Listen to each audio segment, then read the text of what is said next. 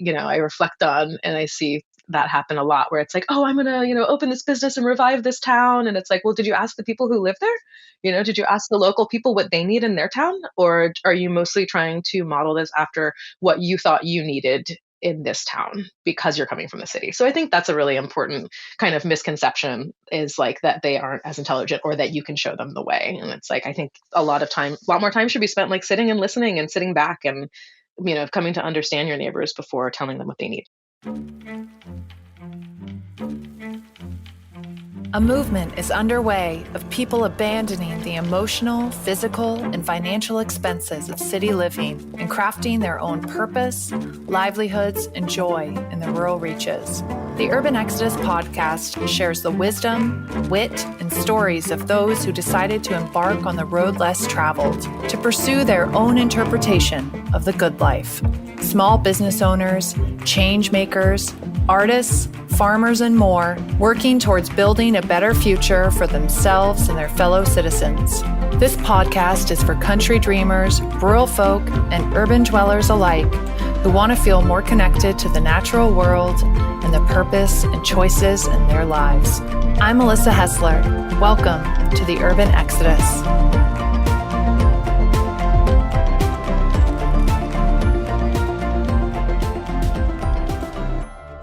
I'm excited to invite you to my conversation with Christi Johnson, the textile artist, designer, and educator behind Mixed Color and Stitch Wish in Sullivan County, New York.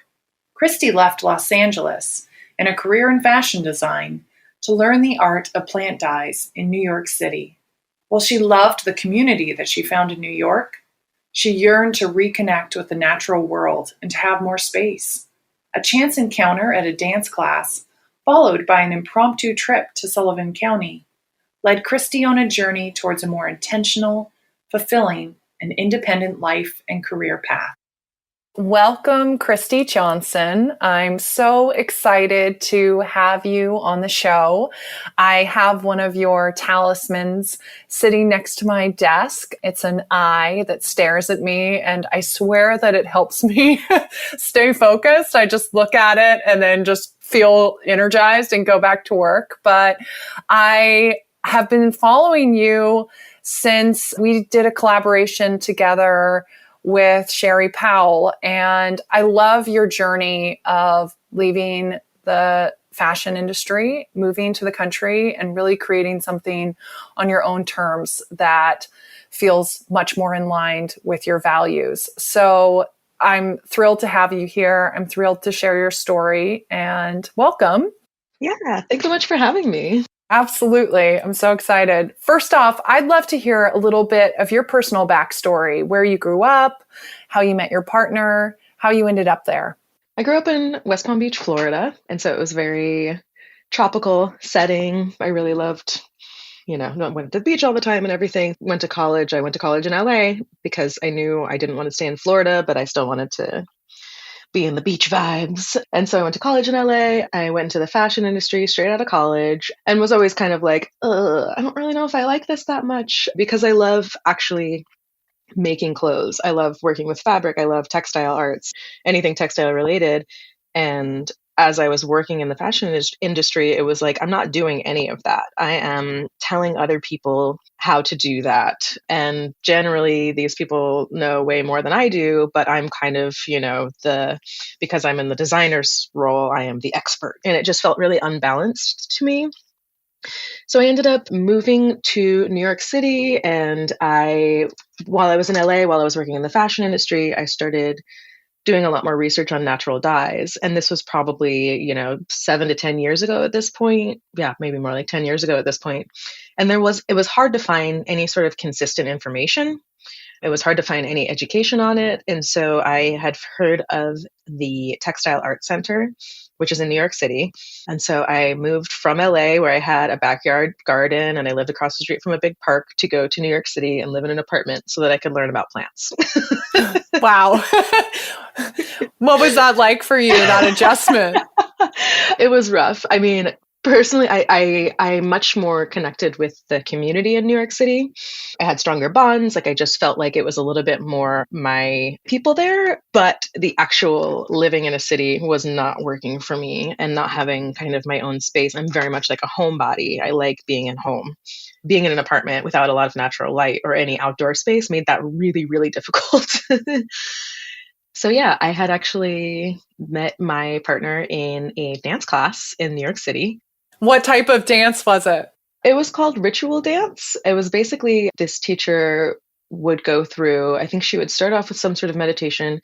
We would go through a little bit of like yogic movement, and then we would go into more modern dance and then towards belly dancing and then end up with like African dancing, like really heavy beats and stuff. And so you kind of like worked your way down the body from being up in the head to kind of being a little bit more in the heart space. And then, by the end of the class, you're like kind of in your root and really like bouncing and having like, so I really enjoyed the way that she led up to that. But yeah, it was a very small room. It was a very small dance class. There was only ever like 3 or 4 of us. And so, yeah, I just saw him and was like, don't like go for the guy in the dance class. And I think he was feeling the same way, where he's like, I went here to dance. I didn't like go here to. You don't want to complicate things. Yeah. Totally. And it's like his mother was a dancer, his sister's a dancer. And so, he has a history of dance. It wasn't, he wasn't just like some creep showing up to a dance class to try and hit on girls. That could actually be a strategy.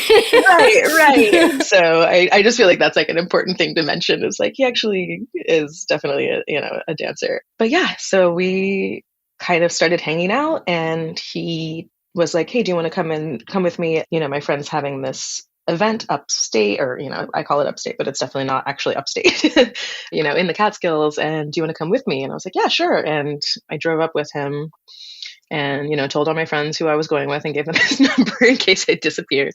Was this very close to after you'd first met? It was probably like a month or 2 afterwards. Yeah. Yeah. And then we came here and I was like, okay, like, don't make me leave, basically. I don't ever want to leave this place. And so then a few years later, or maybe like a year later, we started house sitting for a friend of ours. And then we moved onto a trailer on a farm up here. And then we bought our own place. So that was kind of the journey to where I am now. That's amazing. Why did you decide to settle in the Catskills in particular? There are so many different kind of upstate regions, I put that in quotes, of New York that have really interesting and thriving cultural scenes. What made you fall in love with the Catskills? We're kind of like in the foothills of the Catskills. So we're in Sullivan County, actually.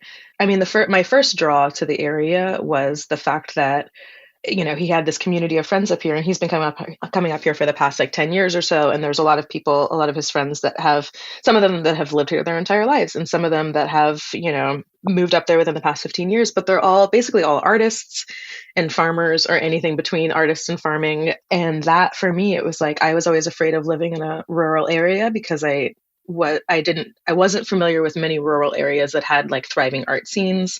And I think this area definitely does, which is really nice. And then another part of being in Sullivan County is it is not, I'm trying to figure out the right way to word this, but like, it's not like a very ritzy area. It's still pretty rugged. It's not like rural gentrification or something. No, exactly. Yeah. It's like, and I think like basically the property costs are still really low. The schools aren't that great, which I think is why it's not getting gentrified. Because, it's like, oh, I don't know. I'm speaking from from hearing secondhand that the schools are apparently not that good. I don't really, that wasn't necessarily first on my list of things to know. So it basically just, things are very far apart. The roads are, pretty much like 1-lane, 2-lane roads. And so, yeah, it's still pretty rural. And because of that, it's still, you can kind of still really make a life for yourself without having to spend a bunch of money. And that was kind of a big part for me. So it was basically community and affordability. What does your partner do for work? I know that, obviously moving has inspired you to create your own business. Did he take a job with him, or did he find something when you guys got there and got settled?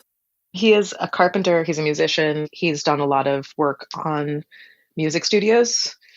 And so that was kind of something that he was able to travel with. There's always, everyone we talk to here is like, it's so hard to find a good carpenter. And he has a few friends up here who have recording studios. And so it was kind of a nice balance of like, okay, he knows he can still do what he loves, which is music, because we have the space for him to do that, and working with other musicians, but also having, when you just kind of need to make the money, it's like he can do there's always carpentry jobs basically. Yeah, having like kind of a lot of different buckets that you can fill up to kind of put together a full career. That's great. Exactly. Yeah. What are the challenges and benefits of living where you do? The challenges are definitely how far everything is. And so it's kind of like, I'm probably an hour from, like, if I needed to go get an appliance or something. I mean, there's a Home Depot like 30 minutes away, but it's not very well stocked. And I also don't like Home Depot. So, but yeah, so, it's like I have to really drive about an hour to get to most like modern conveniences. There's a grocery store 10 minutes away. It's not like a big deal, but there are certain things like, okay, our freezer broke and now we have to drive an hour out of town to go and get a new freezer. And even to the extent of like our friends are all, 30, 40 minutes away from us. We have some friends that are a little bit closer, I think that's more because of where we chose exactly in our area to live. But yeah, I'd say that's definitely a challenge, is like distance. There's a lot of driving involved. And so it's like the car's got to be, if I break down on the side of the road, I might not have service. And so that's definitely something, the car has to be in good condition. That's definitely been kind of a challenge, is making sure that we have transportation all the time, because there's we can't really walk anywhere. I think it's like an hour and a half walk to the mechanic. Wow. So yeah, that's a long walk. Yeah. And it's like, it's happened. Yeah, but totally. It is not ideal. When the service goes out and you're like running on fumes, that's a whole level of anxiety that I'm not usually accustomed to until moving out here. Totally. Yeah, no, I've had to like, catch a ride with somebody in their pickup truck and get to their house and use their landline because my car overheated. And it was just like, I think the fact that somebody even stopped in the first place was a blessing. So yeah. When did you start Stitch Wish and Mixed Color? And tell us a little bit about both of those businesses. I started Mixed Color when I was living in New York City, and it was basically, I loved the concept of having a business that was a little more open-ended as far as what it could become, and so leaving some space open for it to transform. Mixed Color started as a clothing collection, but I knew that wasn't going to be it. I knew I wanted some sort of education aspect with it, which, as I was saying with natural dyes, it was hard to find education. And the same thing happened when I started selling clothes that were naturally dyed. I had a really hard time, not a hard time, but I found that stores needed a lot of training as far as like letting the customer know what to expect.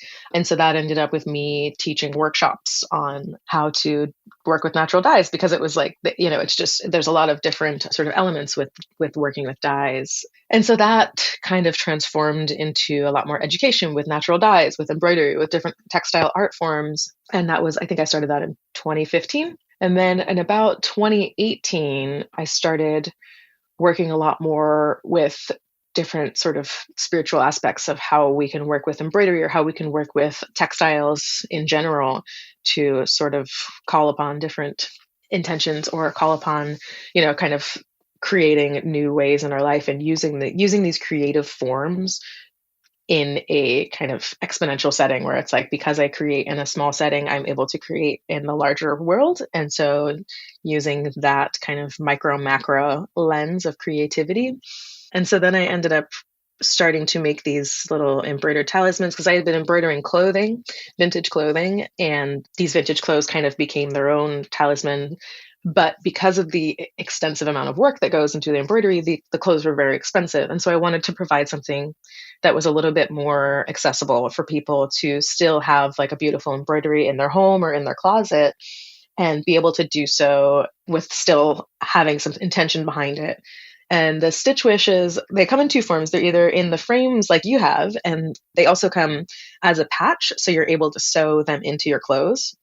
And what I really loved about that was the idea. I like to think of it as like a gateway to embroidery, where it's like, oh no, just like sew this patch in, and they come with a needle and thread. And so the idea is like, you sew the patch in, and then you're like, oh wait, I could totally sew. Oh, I love that. Yes. Yeah. So that was kind of my little like nudge towards getting people a little bit more creative, and being a little more understanding of their own creative powers. I mean, it's so important, right? If you're going to be making that move from a city to a rural area, I love that Mixed Color was really thinking about it as an open-ended evolutionary business model where you could move into other spaces as you needed to. Yeah, definitely. So what I love about, well, I love your work. It's so beautiful. It's so creative, but there's really an environmental aspect behind it as well. It's like putting intention into the things that you own, not throwing things away. Having come from your past professional life, kind of in the fashion industry, what would you say to people who are trying to like lead a more sustainable life when it comes to their clothing, having more intention about what they wear, or even just the things that they accumulate in their lives? I heard something recently, and I think it was from the Slow Factory, who they work with sort of education on more sustainable ways of existing in the fashion industry. The line was basically like, you can't buy yourself to sustainability. You can't buy your way to sustainability, which I thought was really interesting, kind of as a perspective. There's so much greenwashing right now too. Yeah, totally. And so it was this idea, and it was on Earth Day, I believe, when they had kind of made that statement. And it was, kind of in reaction to a lot of different companies kind of being like, buy this for, buy this sustainable thing. And while it is true that in some cases making a purchase can help you live more sustainably, generally, figuring out ways of reusing what you have and figuring out like when you need to get something new or when something is totally fine as it is, or maybe you can do some reviving of it. I think that's really important. And I also find it interesting that, it's like the reason we've ended up in such a horrible place in the fashion industry is, we've got a lot of waste going on. And when garments are cut, it's like, 20 or 30% of the fabric that's been manufactured goes directly to the trash can. And so I think, and to the same degree, I think only 15% of the clothing that we send to recycling, that we send to Goodwill or Salvation Army or whatever other resale stores, only 15% of those clothes actually end up being resold. A lot of it cannot be resold, and it sometimes it'll go to other countries who eventually will throw it out anyways. And sometimes so not like there's a lot of it that ends up in landfills. And so I think it's really important also, to understand like we are kind of responsible after we've purchased something to figure out how to make it last as long as possible. And sometimes that takes spending an hour mending it. And I think that's kind of the issue that I find really interesting, where it's like, we're not wasting all this stuff because it's worthless. We're wasting all this stuff because it takes a lot more effort to not waste it. We end up having to put a lot more effort to not waste it. And so it's almost like it's worth more to fix it. And I mean, there's kind of like an engineered impermanence in some items in the fast fashion world, right? Where it's like, you wear it 2 times and all of a sudden the whole seam's gone, and not having that skill to mend it yourself or to put more effort into it. I love the educational element that you are incorporating in your business model to kind of empower people to do that themselves, because you're right. It's a lot of time and commitment and intention, and it can be really difficult as far as access. Not everyone's going to be able to pay for that time investment, but they themselves might be able to make that time investment in their own clothes. Totally, totally. Was embroidery always part of your practice, or did you learn it later? When did you really fall in love with embroidery? I was thinking about that recently. I think I've definitely always been, sewing and stitching, but I don't really think I did my first like bigger embroidery until I was in college. I remember I like specifically remember sitting on my couch, with all my roommates and sewing this tiger on a piece of fabric. Yeah, I think that was kind of the beginning of it. And I started embroidering here and there, but it was really, I was working for a company. It was a design firm. I don't know if it was a design studio, I guess is what we'll call it. And the owner, I had been embroidering these like song lyrics or something. Try a little tenderness, easy like Sunday morning, like all these love songs. Although easy like Sunday morning isn't really a love song. It's kind of a anyways. I love that song. Yeah, I realized that afterwards. I was like, wait, that's not really a love song. The second line is literally, I'm leaving you tomorrow. But right now we're going to have a good time. Exactly. But yeah, so I had been embroidering these song lyrics, and I think my boss somehow had caught wind of it. And he was like, oh, we should do an art show with these. It'd be so cool. So he was really, really influential in kind of being like, oh, these are awesome. Like you should, let's figure out a way to kind of show these off, basically. And then after that, I'd been working with him for a while, and then he decided that he wanted to start a line of denim shirts made in LA, so manufactured in LA with Japanese fabrics and embroidery on the back of them. The embroidery would be done by machine because it wouldn't be affordable to do it by hand. But he was like, can we figure out a way to turn the embroideries that you're doing into artwork on the back of shirts? And I was kind of like, what? Like, they're just like, it's just this stuff that I do. I hadn't really put that much value into it. And so he was really quite pivotal in kind of allowing me to see my work in a different lens and not just like, oh, it's not just this like crafty whatever, which was my own take on it because of everything that I had heard. And he, kind of helped me kind of elevate my own vision of my own work. So that was really, really helpful. And so I started working with embroidery houses that were doing them all by machine, but we were trying to make them look like they were done by hand, which was actually really fun. So that was really nice. And he is still working in the fashion industry. I eventually, he was like, you want to get out of here, don't you? And I was like, yes, please. Thank you. He is now, working really hard he has a company called Outer Known, which is a surf brand that he runs with Kelly Slater. And they're doing a whole lot with like recycling fishing nets and turning them into board shorts. And I really admire his perspective on like kind of working with sustainability within an industry. Whereas I was like, I can't even be in the industry anymore.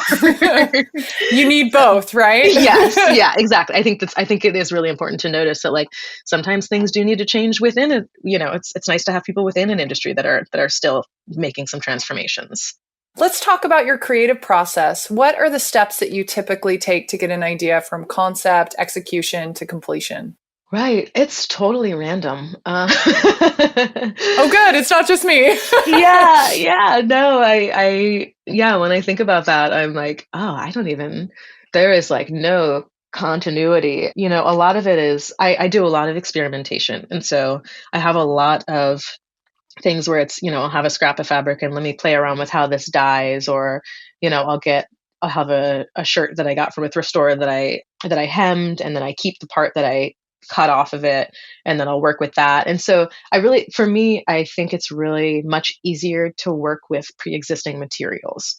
So that's not to say that I don't buy any new fabric. I do buy new fabric. I don't find new fabric very inspiring, I guess is what it is. Or there is no history. There's no story there. Totally. And there's almost like too many options. Yeah, it's like a blank canvas. Yeah, oh my God, totally, which is like a nightmare for me. Yeah, if I have like 5 yards of fabric, I'm just like, I don't know what to do with that. But if I have, a pound of random scraps, I'm just like, oh, this is going to be great. This is going to be so much fun. I'm going to put it together. So I really like to allow the kind of pre-existing materials to have an influence on that. And that speaks to natural dyeing too, where it's like, okay, I have, I was able to harvest this much goldenrod or whatever, which for goldenrod, it's actually infinite. Oh, I could send you some from Maine if you need the extra. Like my sinuses, I'm so allergic to it, but it's so pretty. Does not quit. Yeah. No. So I do find that, working with natural dyes is the same way, or, I only have this much of this one plant. And so like, how can I use that on the fabric in a way that doesn't just turn into like a pale color where I can get something interesting. And so working with a lot of pre-existing stuff. And I think the important part of that is like allowing stuff to just like be halfway made and just put it away. And it doesn't have to mean anything. It doesn't mean I failed anything. It doesn't mean, maybe I made a mistake on it or whatever, but like that doesn't mean anything about me and my creative experience. It just means that it's not done cooking yet. This is kind of how I think about it. And so I'll pull it out, maybe it's a dress that I've dyed like 4 times and it still doesn't look right. And then I'll pull it out again and it's like, oh, okay, that last paint job that it got is like what really pulled it together. Yeah, not giving up.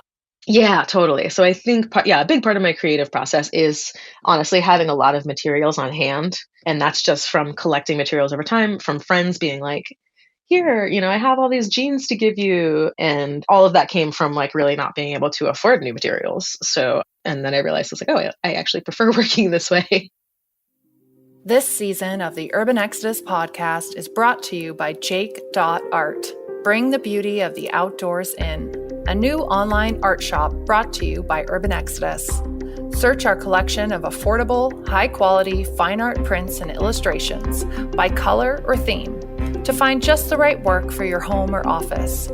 Or commission us to do a custom illustration or photograph of a loved one. Visit jake.art, that's JAKE.ART, or click the shop button on urbanexodus.com. How is your studio set up? I know that, I have a craft room here that is all of my creative projects all in one, and it can get really overwhelming. How do you store things? How do you keep things in order that really lends itself to making new stuff and feeling constantly inspired? Yeah, I think that is a really important point. It's like every other week I have to go through and fold a bunch of fabric and stuff. But I think, yeah, part of it is keeping it folded. So, if it's like a yardage of fabric or even bigger scraps, I keep them folded. I usually try and store them by color and by fabric. And so, yeah. And again, speaking of these things take more time investment, it takes me so much more time to use scraps because I have to search for the scraps. I have to sort the scraps. I have to put the scraps away. But because I know the inherent value of these scraps, and I know that, the reason that we are throwing a bunch of stuff away is because we can't value them. It basically keeping it organized helps. Although that said, I have probably 3 laundry baskets downstairs of just scraps in a pile. So it's not always consistent, but every now and then I go through it and I'm like, okay, I'm going to pull out all the silks and I'm going to fold the silks or yeah. So one thing I found really important though is my studio, I try and keep, as I'm looking at it right now, I'm like, oh, it's a disaster kind of, but I try and keep my studio relatively clean and try and keep my desktops cleared. But I do have the pleasure, the convenience of having a basement where I'm able to store a lot of my excess stuff. That makes such a difference, I feel like, in my life. So I was asking for me, really, but yeah, totally. It's helpful to know. Yeah. Well, and eventually I realized it was oh, I don't need to be looking at all the materials at one time. That is way too overwhelming. But having, some of my favorite fabrics up here or things that I want to work with and having some really nice scraps up here and then having everything else downstairs for when I have a vision and I don't have what I need upstairs, I know that it's available downstairs. How did you go about funding the startup costs associated with getting your business up and running? Well, when I left LA and I moved to New York, I did get a severance package from the place that I was working at. So I got to say that really helped. But as anyone who's ever lived in New York City knows, that ran out really fast. And then it was gone. So it really, credit cards, yeah, I got to say that was a big part of it. And, I'm still kind of catching up on that. But yeah, that's definitely been a part of it. And also just being really conservative about the amount of things that I had to buy at one time. And that meant that I wasn't able to grow that fast as a business, which ended up being fine because I thought initially that it would be like a fashion company and I would be making clothes. And then as I started to realize that no, that's not what I want to do. That's not what I want my main focus to be. I would have been sitting on a bunch of fabric if I had realized that and I had done a bunch of investing. So yeah, I really just did bit by bit, basically whatever I could afford at the time. And then, anytime I would get a payment for an order, it was would go right to new fabric, right to buying more fabric, not necessarily new fabric. But so yeah, it was very much bit by bit, I guess, is how I funded it. How much of your business now is selling to boutiques versus selling online versus education? How much kind of percentages, buckets? That's a good question. You're I don't know. Yeah, no. I don't know if I'd be able to answer that. Right. Well, and I'm that's something that I have tried in my accounting practices. I've tried to kind of keep track of, just to know what to invest in, really. Yeah. But I think probably, yeah, it's probably 50 to 60% education and, maybe 20 to 30% from stores and then a little bit of online sales. So I do think that's important to know, to mention is I don't really sell that much through my online store. Then again, I don't really promote that much of the sales on my online store because I don't have the setup to really be if I had a bunch of orders coming in tomorrow, it would just be yeah, fulfillment would be an issue. Yeah, exactly. Where it would just be where's, every time, and I try and, I'm trying to keep it more organized, but every time it's where's the packing tape? Where's the, just boxing stuff up and having to go to the post office is totally. Yeah, it's a lot. Yeah. Moving outside of the city really allowed you to create a life and business on your own terms. What advice do you have for other people who maybe feel unhappy or stuck in their city careers, city lives, but they're worried about taking a risk and leaving their opportunities and conveniences behind? I think that's a great question. I mean, definitely understanding that you can save a whole lot of money by like cooking at home. And that was one thing that really changed for me where I'm like, I love getting a slice of pizza. I love, going somewhere and having somebody serve me amazing food. But especially when we first moved up here, we didn't have a lot of money and we were trying to save up to get a house. And yeah, that was definitely something for me that was a little like, oh, I wish I could like eat out more, but A, there's not places to go. And B, like I couldn't really afford it anyway. So definitely getting good about like cooking for myself. And now I love cooking for myself. Yeah, I think that was a big deal. And also just getting really real with yourself about like what you actually need and what you don't need, and really kind of eliminating the excess and understanding like, what am I doing because I don't have the time to do it otherwise, and understanding that you will have a lot more time on your hands, but you won't have as much money. So kind of figuring out how to trade that. Everyone always says this, like, save money before you do it. And it's like, okay. Yeah. Easier said than done, obviously. Totally. It's like, oh yeah, I'll just put away all this extra money. It's just been extra all this time, but I haven't been putting away, but now I'm going to start putting it away. Yeah. But yeah, definitely. I think that was a big part of how we did that, was a lot of home cooking. Yeah. You're honestly right. And I mean, in New York, there's like that saying, right? Every time you step outside of your house, like $40 falls out of your pocket. Oh my God, like, I love that. Have you ever heard that before? I've never heard that. That's so great. But it's so true, right? It's just like the subways, and it's just like money dissolves out of your hand. Yeah.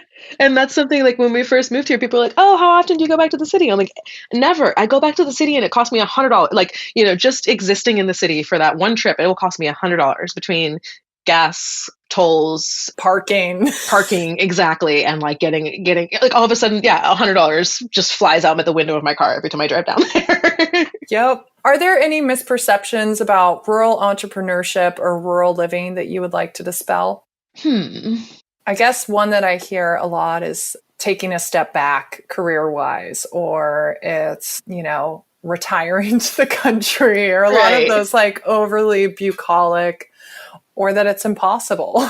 Right. Well, I think, So I think that a lot of, where we are right now in like the digital world, I just think there's so much potential. And I guess it's a little different for me because I had moved to New York City from LA. And so I kind of started over anyways. And I'd only been in New York City for about a year and a half before I moved up here, before I was like, I gotta get out of here. But that was something that I found. I did not find it any harder to make money up here than I did in New York City, but mostly because a lot of my kind of clientele when I moved to New York was already in LA. So I was already putting a lot of focus on kind of selling digitally. And it's really hard to get into New York City stores. Like there's just a lot of competition. And so for me, it was like, okay, I know, and I've always been really good with computers. I grew like in middle school, I like learned how to build websites, would like stay home during summer evenings, like building websites. That's super helpful as an entrepreneur. Oh my God, yes. So I do have that, that was kind of an advantage for me, but I do think that that's something that is really important, is like figuring out, like if your business plan is, solely based on selling things in a city, then like you got to figure out how to do it online. If your business plan is more farming based, then I think even that even still doing stuff online gives you a real leg up, because it's something that not a lot of not as many farm-based businesses have really taken advantage of. And so I think that's something that I see like with my friends who are farmers. It's like they're able to use those things to their advantage without letting it run their lives, but still like able to understand, how marketing works, how internet marketing works, how all that. So I do think that that's something to keep in mind, is like you will kind of have to work with that. Again, and another thing is like understanding that like people who are outside of cities, like the cost of living is lower. And a lot of times because of that, the income is lower. And so understanding that like you might have to do some kind of reorganizing if you are used to serving a higher income level. That's kind of like where the Stitch Wishes came in, where I was like, yeah, I'm making these clothes that are recycled clothes that are, hundreds and hundreds of dollars. And that's not really gonna, it's not really gonna work very well for the clientele around here. A, because they're not gonna, like, where are you gonna wear Yeah. it? And B, because it's just not, it's not something that's necessarily in their, in their finance range. And that's fine. I think that that's totally acceptable. So yeah, being able to kind of understand that that difference. But I do still think, people in rural areas value nice, value things that are well made. So I think that's also an important thing. And they also value supporting small businesses, especially in their community. So finding ways that you can evolve your business model if you're coming from the city so that you actually can have points of entry for your local clientele as well. I think that's great advice. Yeah. And I think there can be this kind of idea that, like, people that don't live in cities are less educated, or they are, they know less. And I think it's really important to understand that, like, there's a lot you can learn from your rural neighbors. It's not just about coming into a rural area and being like, let me show you the way. Yeah. Which, like, especially outside of New York City, they're like, oh, this again, Yeah, exactly. Literally every person. Yeah, totally.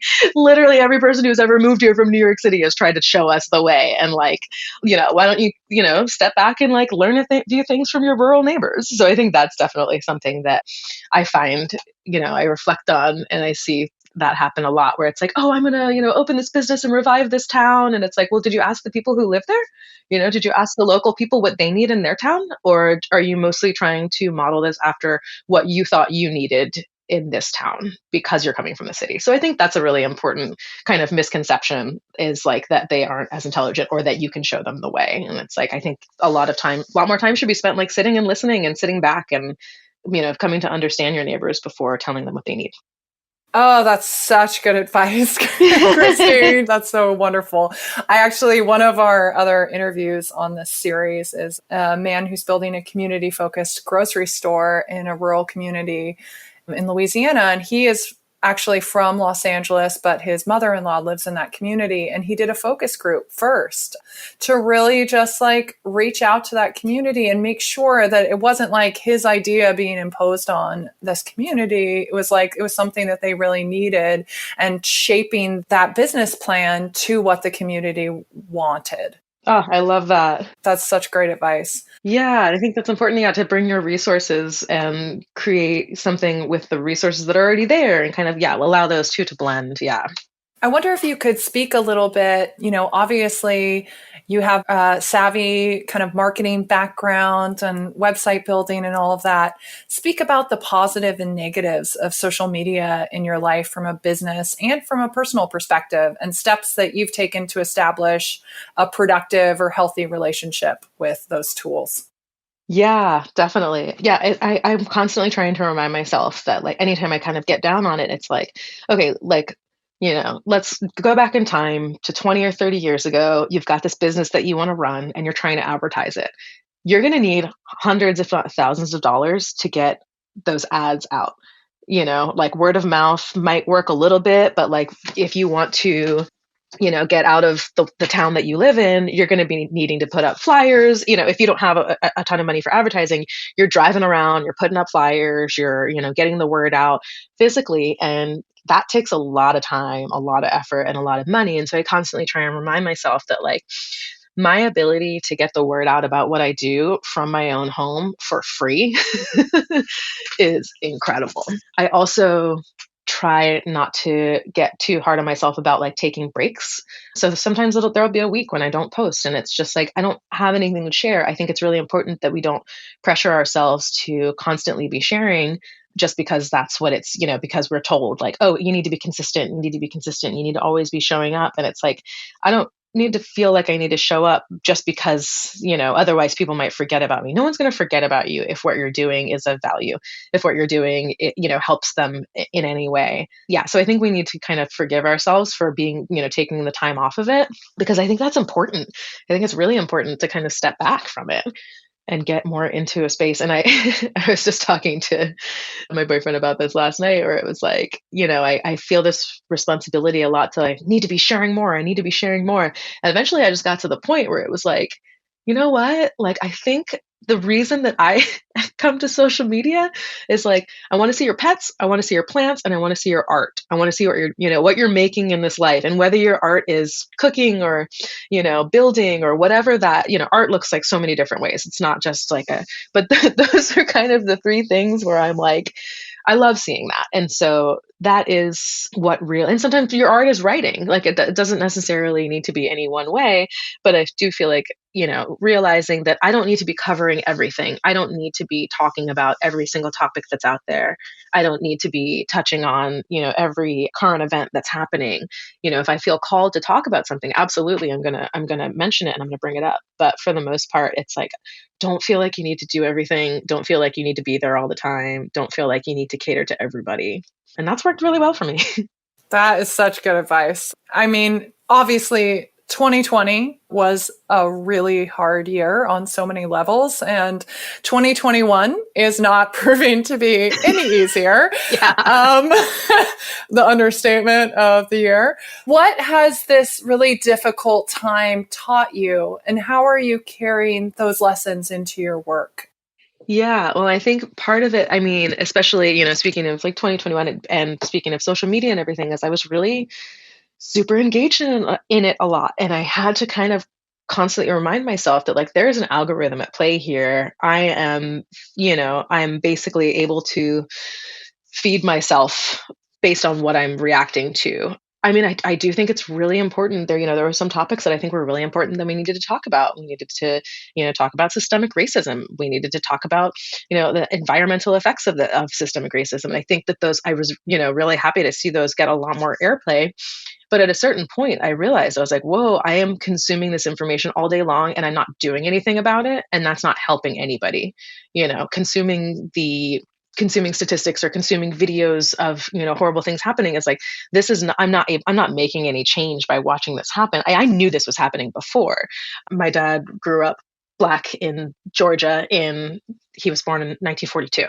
So I was very well aware of systemic racism. He studied law. He was a lawyer for a while, and then he taught criminal justice. So this was something that was very much in my, in my ears at a very young age. But it was something I was like, this does not need to be, I just am not, that's not basically my area of expertise, and I can speak to it, but I don't need to make it my life, and I don't need to continue to watch these videos of horrible things happening. And so kind of being able to allow myself the self-care of understanding when I had done enough and, consuming more, absorbing more of that information was not healthy. It was, if anything, it was making it even harder for me to do any work in the world, and understanding like how, where in my life can I help and what supports that sort of help. And I think too, we were all in 2020, it's like we weren't allowed to gather together. So social media became this place where we ended up gathering together, which I think is great. Like I can't imagine how this would have been 10, 20 years ago without all the connections, but who knows, maybe there wouldn't have been as much like misinformation and we would have just gotten over it in 3 months instead of, a year and a half. So who knows? But yeah, so for me, it was really about like, okay, I am responsible for what I consume in so many ways, whether that be media, whether that be food, whether that be the products that I'm buying. I am responsible for what I consume. And so, yeah, becoming really aware of that. This episode is brought to you by Hessler Creative, a creative photography duo offering conceptualized brand content and in-person and online workshops. Hire us for elevated photos and videos to help your business rise above the noise and expand your customer reach. Or you can join us for an online or destination photography workshop. Explore new places, learn new techniques, and elevate your creative work. Learn more about our workshops and our commercial photography services by visiting hesslercreative.com or click the collaborations button on urbanexodus.com.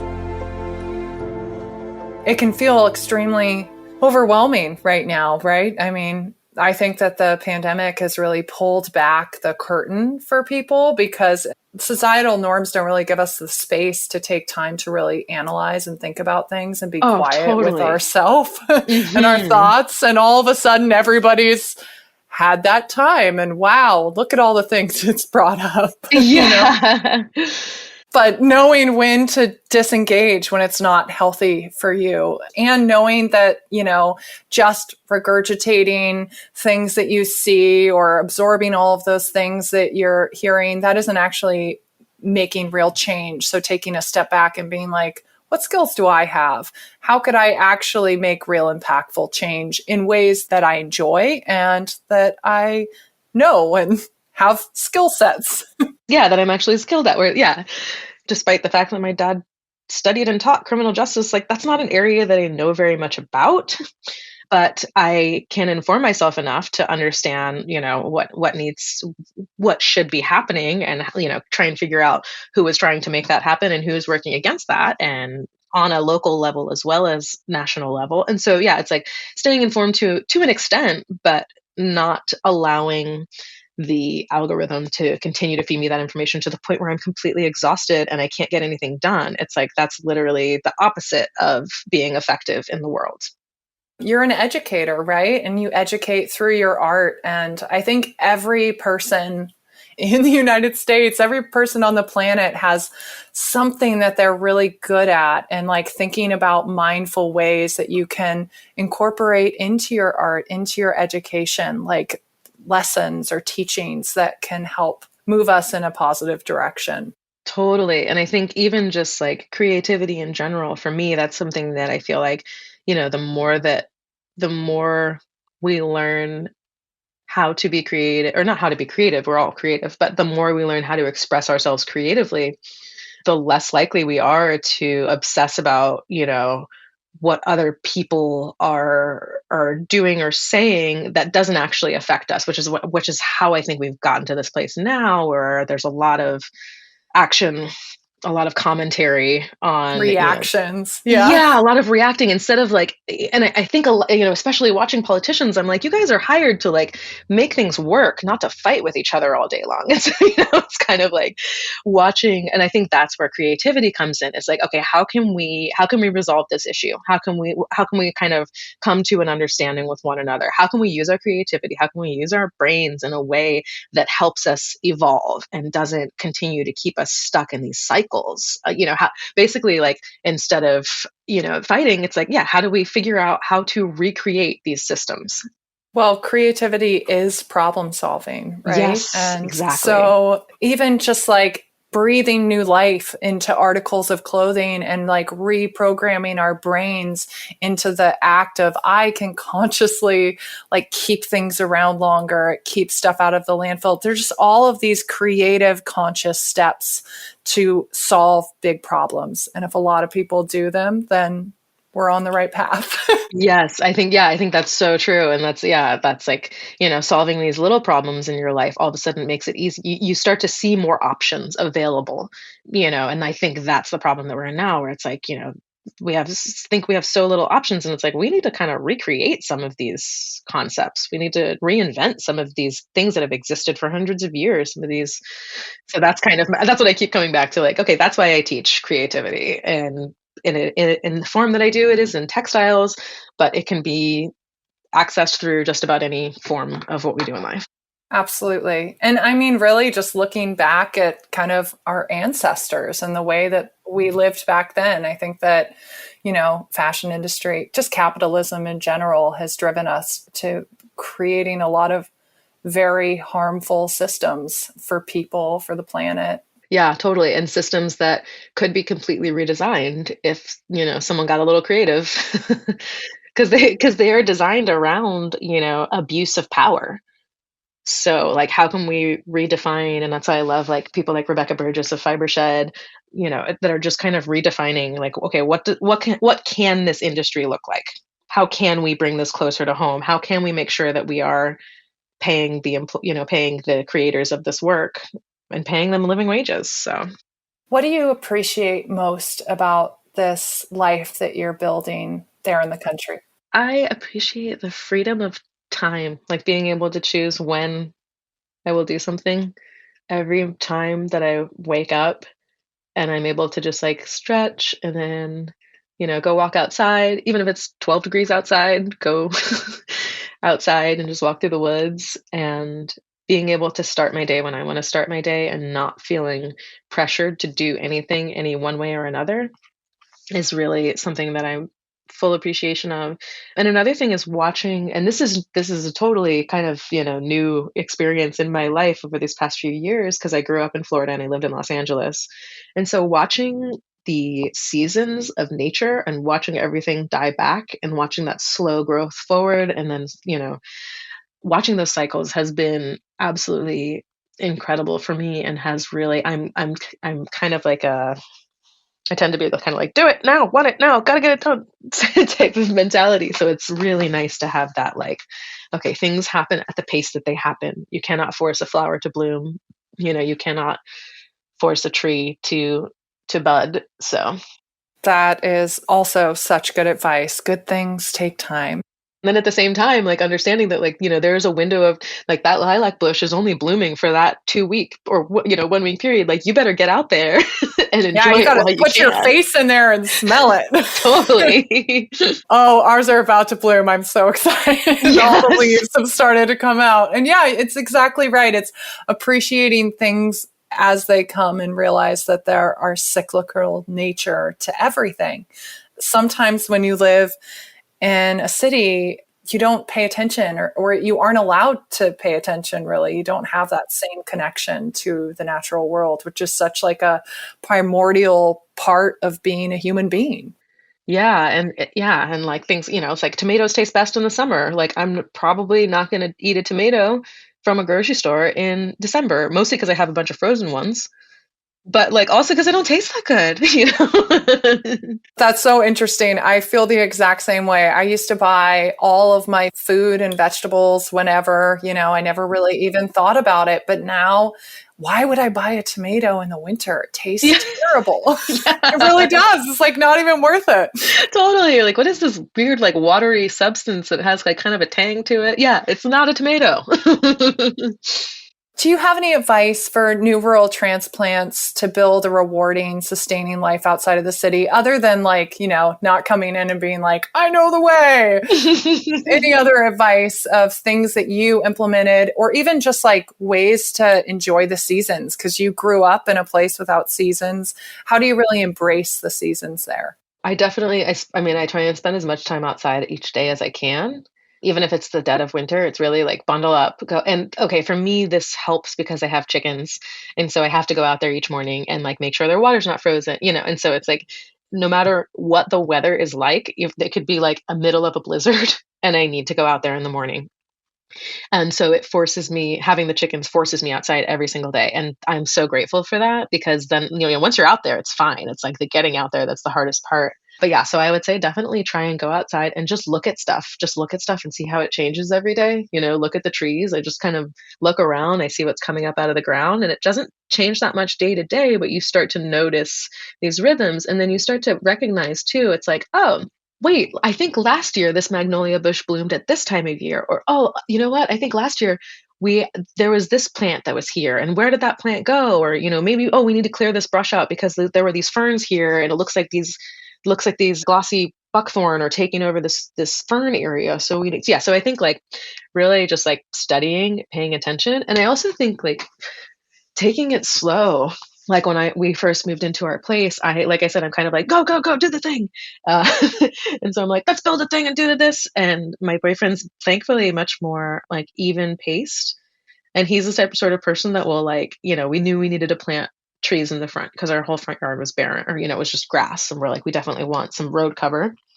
And it was just a lot of time spent just sitting there and staring at the road and watching how the light moves every day and watching how the light moves through the seasons. And, as we knew we would have to, we had a garden, there was a garden, like a chain link fence with a garden in it, but we knew we wanted to make the garden bigger. And that took us a couple of years to do, where it wasn't just like, I feel like not all the projects, it's important to know that not all the projects are going to happen at the same time. And it's so much better if you give it that time and allow because the sun's going to be at a different point in the summer than it is, especially in northern regions. It really, really changes and shifts. And so stopping and paying attention and just watching the stuff that happens. And then all of a sudden, while you're watching, a cardinal comes and stops at a tree, or like, a big hawk swoops down. And in that time of just sitting and watching, and it might feel like you're doing nothing, so many beautiful things can happen. Christi, you're so speaking my language. I'm just like nodding my head, everything that you're saying. I'm like, yes, yes, yes. Oh, I love it. As we emerge from this pandemic, hopefully, what are your plans and goals for the coming year? What are you looking forward to? Yeah, I am looking forward to making the garden bigger once again. Constantly making the garden bigger, hopefully traveling somewhere, maybe going to California to go visit my friends out there. Yeah, I'm just looking forward to being outside again with people, being able to kind of gather once again as we all kind of get our vaccinations, and just really, enjoying company, enjoying things. Yeah, I mean, really, and every spring I feel that same way, where I'm just like, I can't wait to be outside and get my hands in the dirt and, watch the plants grow and watch the flowers bloom.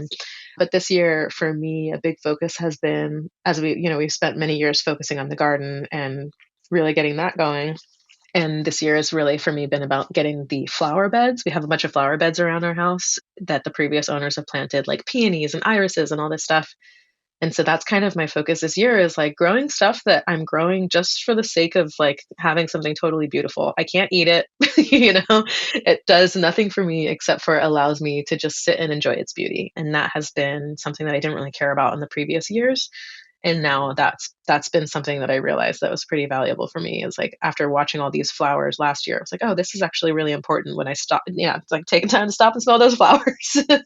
Oh, yes. Again, nodding my head, saying yes, because I have got a whole bunch of like straw flowers and cosmos and things.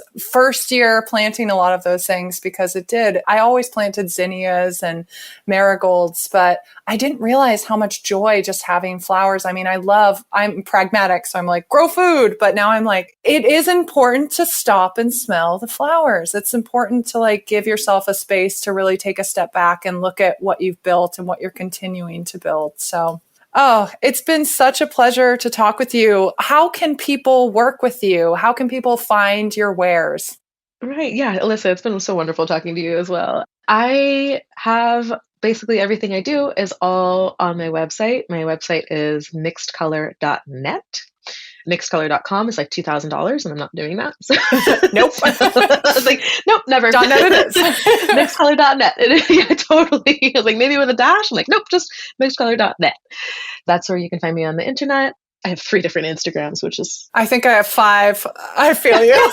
Okay, good. Yeah. It's just, it's like, I like having these different spaces, and I can kind of build these little digital lands, and they're just different digital lands. But the one I use most often is at Christi J, and that's CHRISTIJAY. Oh, and I have a book that comes out on June 22nd. Oh my goodness, I didn't know that. That's so exciting. I keep being like, oh, right, I have to tell people about this book.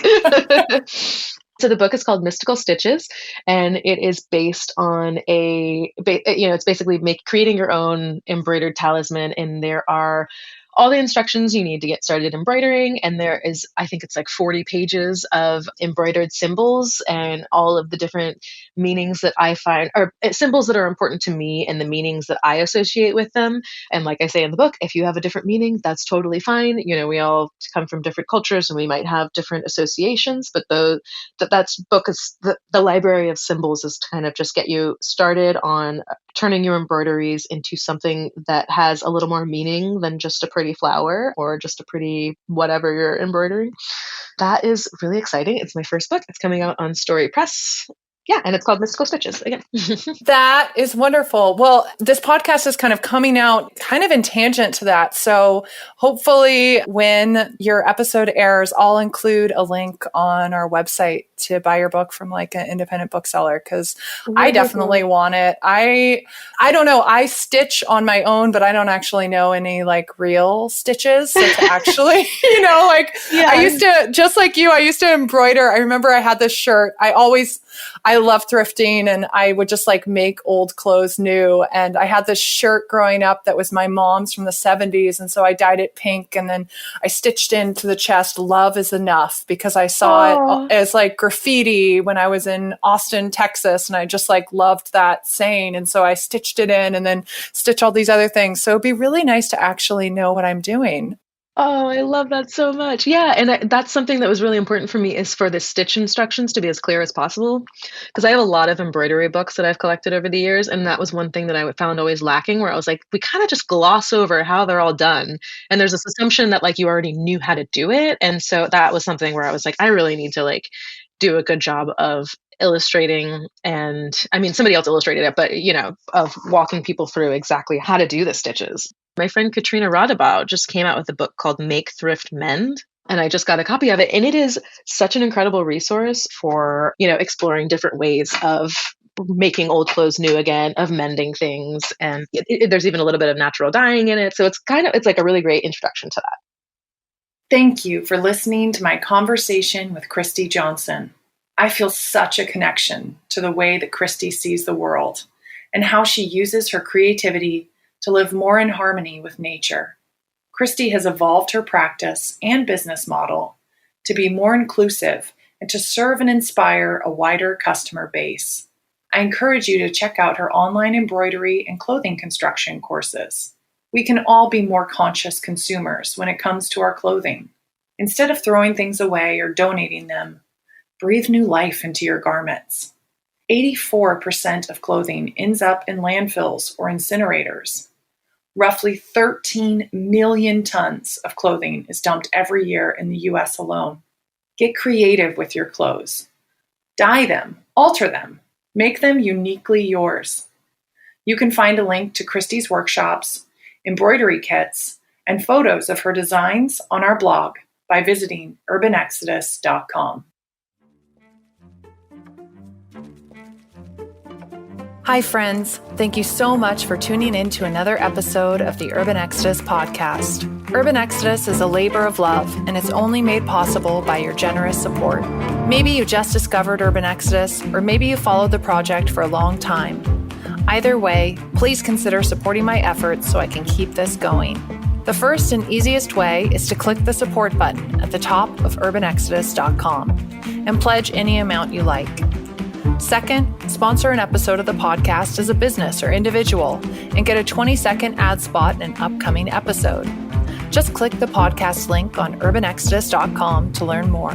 Third, you can sign up for an in-person or online workshop with me or one of the incredible creative professionals through our workshops at How Hill Farm. Click the workshops page on urbanexodus.com to learn more. Fourth, you can buy something from Jake.art, our new Urban Exodus online shop. A fine art print or wall art for your home or office. A custom illustration or portrait of your family or loved one. There are so many cool things. Just click the shop page to peruse what's available. Lastly, you can hire me to photograph your business or family, or take one of my online or destination workshops. Click the collaborations page on urbanexodus.com to learn more. Another really excellent way to support is to recommend Urban Exodus to your friends and relations. Also by giving a 5-star ratings on iTunes to beat the algorithm and so that we can be more easily searchable. Your continued support will keep this passion project running.